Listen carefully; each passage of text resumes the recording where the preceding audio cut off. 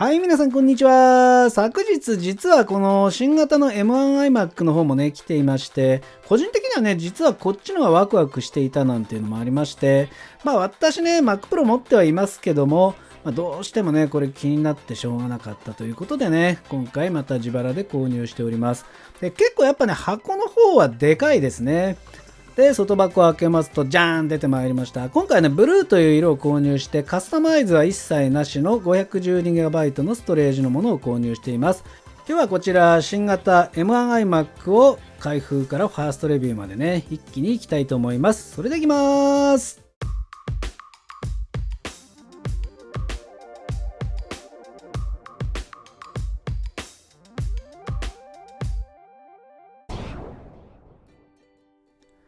はい。ということでね、こちら、新型 iMac ブルーをね、開けていきますが、パッケージね、ここの持ち手がテープだったりと結構おしゃれになっています。で、裏面も表面もちゃんとね、色に合わせた印刷になっているってことで、で、ここのね、引っ張りを引っ張ってピロピロピロっとね、開けますと、これでもうね、開封ということで、で、箱自体はね、この寝かせた状態でバカッと開く感じで、じゃーんおー、いきなりハローって言われてますけどね。はい、皆さんこんにちは。iMac ですよみたいな感じでしょうか。で、こちらね、また箱も凝っててね、ここ矢印書いてあるんで、ここをバカッと開くと下側も自動的にスライドするような仕組みになっています。すごいね、こういうの非常に凝っていますね。パッケージ。いいね。で、ここね、ハロー書いていますけども、本体。持った感じね、やっぱりそんなに重くはないですね。で、付属品の方はね、ここにちゃんとブルーの印刷がしてます。おそらく色ごとだと思うんですけど、で、こちらがキーボードね、例のタッチ ID 付きという感じで、で、あとはこれケーブルがありますね。で、これが電源アダプターということで、電源アダプター自体はね、意外と大きめではありますけども、こういった、ケブラー系のね、やつになってますよね。で、これが電源アダプターへのケーブルという感じで、で、あとこれマウスでしょ。これもね、色ごとらしいんですけども。で、そしてね、これが USB-C というライトニングもつけてくれております。で、これ箱がね、すごいですね。緩衝材も含めて発泡スチロールを一切使っていない設計となっていましてね。やっぱり環境問題、非常に熱心に取り組んでいる Apple の姿勢が伺えますね。で、本体の梱包の方はね、これ結構丁寧で、一番外側はこの不織布ベースのね、やつですね。裁断が非常に凝っていて、すべてね、ぐるっと囲えるように、足以外はね、全部囲われていたという感じで、出てきました、背面。これもなんかね、テープ貼ってますけどね。で、こういう風にやるとね、また出てきました。ハロー。こんにちは。僕は iMac です。みたいなね、そんな感じのフレンドリーさがあります。背面からね、全部この透明の保護シートでね、覆われてまして、まずはね、背面ですね。じゃーん出てきましたね。で、あとはね、サイドも細いテープがね、貼ってあって、これぐるーっとね、外す感じで。で、あとは上側もね、こうやってビロビロっとね、剥がす感じですね。で、あとはね、スタンドの部分にもね、シートが貼ってあって、これ剥がして、で、最後がね、これ画面側ですね、ディスプレイ側ということで、これだけはね、白いシートになっておりまして、このね、可愛らしいハローが、ノスタルジックなね、印象もありますけども、こちらね、ベロベロっと剥がしていくと、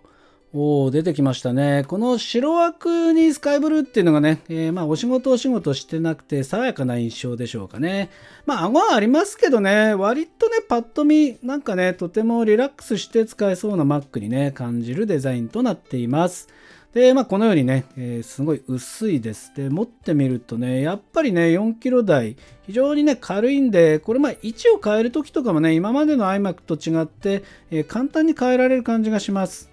で、付属品の方ですけども、これすべてね、専用の色になってるってことで、こちらの場合にはね、ブルーのカラー、スカイブルーのアルミニウムとなっていますね。背面は白という感じです。で、タッチ ID ね、ついている機種なんで、これちょっとね、楽しみですよね。ワイヤレスだけど、タッチ ID 付きというね、感じでございます。あとはね、こちらは USB-C to Lightning。やっぱりこれ iPhone ユーザーの方とか、あとはこれキーボードの充電なんかにね、使うんでしょうね、マウスとか。で、これマウスについてもこちら、アルミニウムがスカイブルーとなっていまして、表面はね、白という感じですけども、なかなかね、爽やかで可愛らしいですね。で、書類関係ですけども、これについては、クイックスタートガイドを中心にですね、で、あとはこれステッカーがね、これツートンカラーのね、2色分ついてくるということで、スカイブルーと濃いブルーがついていました。で、電源アダプターについては、これもね、生地系のケーブルとなっていて、ここがね、なんかマグネット式のやつってことで、そしてイーサーネットのポートがこっちにね、ついているという感じです。で、あとはコンセントの方から、この電源アダプターにつなぐためのケーブルということでね、これは多分、どの機種も共通の色なんでしょうかね。白っていうか、薄いグレーみたいな色となっていましたね。と付属品はね、こんな感じで開封の方終了いたしました。はい、ということでね、パソコンデスクに設置をしたいと思います。これね、階段を降りたんですけどね、重さは感じなかったですね。非常に運びやすいです。で、この辺りにね、置いてみましたけども、この24インチってね、非常にいいサイズですね。圧迫感が全然ないです。程よいサイズということで、で、背面についてはね、ここに電源アダプターをつなぐポートがあります。で、これマグネット式って書いていましたけども、差し込み感がね、結構割とね、がっしりした感じなんで、引っ掛けてもね、抜ける感じはしない、割と安全設計に感じましたけどね。電源からのケーブルはこの3つタイプのメガネ型ってことで、あとはやっぱりね、ここにイーサーネットのポートがあるっていうのはね、なかなか気が利いてて、確かにイーサーネットってね、壁のところにあること多いですから、そういう意味では Mac に入っていくケーブルを1本でも減らしたいというね、配慮があるというイメージですね。はい、それではね、電源を入れてみたいと思います。で、電源ボタンの位置はね、前の iMac と同じで、左の裏側ということで、ここ自体はね、そんなにアクセスしにくい場所ではないです。おー、すごい重点音でね、ジャーンって言いましたけども、これはちょっとスピーカー音相当いいんじゃないかと期待されます。で、起動の方はね、ほんと早いですね。だいたいボタンを押して16、7秒で立ち上がってこんな感じですね。ここでもね、ハローとね、言ってきていますけども、で、なんかね、各国言語ガンガンね、切り替わりまして、で、ちょっと待っていると、いろんな言語の後にですね、日本語もちゃんとね、出てきました。ボンジュールの後に、こんにちはっていうのがね、出てきまして、で、セットアップ自体は割愛しますけども、言語とかね、地域を選んだ後に、Wi-Fi のパスワードとかね、入れた感じで、で、その先についてはね、この Mac から復元するかしないかなんていうのがありましたけど、私はね、新しい Mac として設定したという感じです。で、iMac としては初めてこの Touch ID の設定画面が出てきて、やり方としてはね、MacBook Air とかね、Pro とかと一緒になりますね。iPhone とかとも同じ容量となります。で、プロセッサー自体は M1 なのでね、これまでの3機種と同じかと思われますが、Geekbench 5を測ってみました。で、こちらね、まずは CPU の方からですけども、出たスコアはシングル1734の7680ということで、これはね、大体見た感じ、他の M1Mac とね、同じスコアですよね。このシングルコアについてはね、インテルよりも M1 がもうほとんどね、上回ってるんで、上位をね、占めていますが、このマルチコアスコアについてはね、さすがに Mac Pro とかの方がコア数が多くて、それでもね、iMac Pro の下位機種に迫る勢いの、7680って、結構ね、すごいスコアですよね。他の M1Mac とほぼ同じとなっています。はい。で、お次はね、Geekbench でもコンピュートという項目、メタルで測ってみましたけども、21,669。で、メタルスコアについてはね、さすがにグラフィックボードの、AMD ラデオンとかね、その辺、私の Mac Pro の方もね、こちらが、7万とかいうスコアなんでね、だいぶ差はあるんですけど、ただこの CPU と統合型の GPU としましてはね、2万っていうスコア非常に良くて、他のね、M1Mac とほぼね、同じスコアが記録されていたという感じでございました。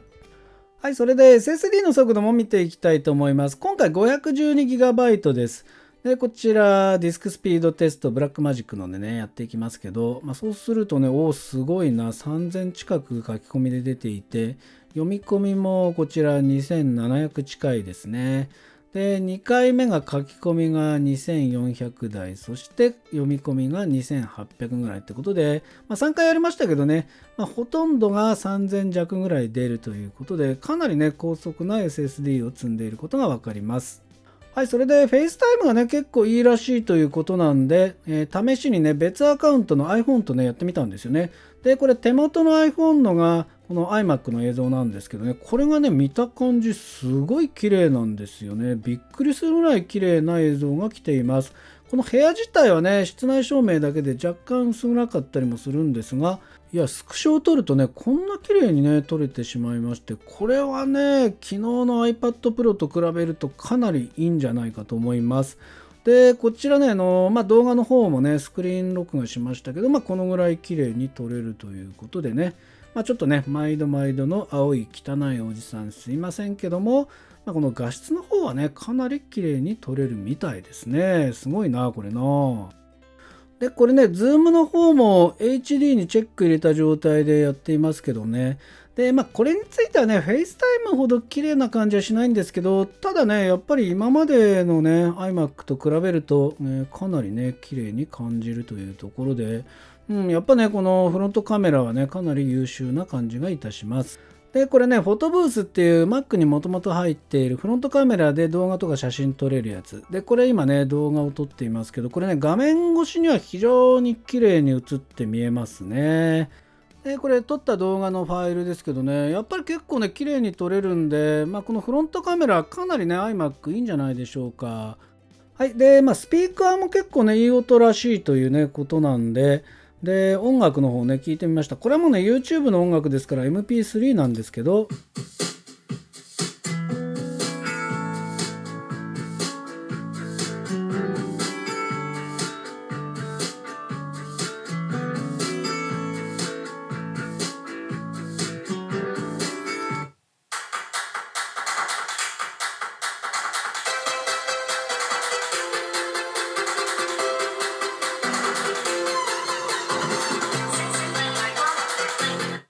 いや、結構ね、かなりいい音ですね。で、カメラのマイク越しですからね、参考程度ではありますけども、雰囲気は伝わったんじゃないでしょうか。で、あとはね、動画の再生も綺麗ということで、Apple TV プラスの、こちらはね、テッドラッソのね、一コマですけど、これもね、非常にね、綺麗な表示になってて、これ画素密度ね、218ppi の 4.5K ですからね、きめ細かくて綺麗なディスプレイです。はい。で、あとは外付けディスプレイ本体プラス1台 6K までがつなげるということなんで、で、ポート数がですね、今回はサンダーボルト2ポートに USB-C2 ポートということでね、サンダーボルトの方に今ね、ディスプレイをつないでいます。で、つないだのは LG の 5K ウルトラファインというやつですけどね、そうするとね、こんな感じで、一回りこちらの方が27インチなんでね、大きいんですけど、なんかね、もうこの2面あれば十分作業領域は確保できるなというイメージでですね、やっぱりね、このもともと本体が24インチありますからね、非常に作業はしやすい環境が作れそうですね。で、やっぱりね、この MacBook にプラス1台しかつなげないっていうのとね、状況が違くてですね、より快適になっているというね、イメージですよね。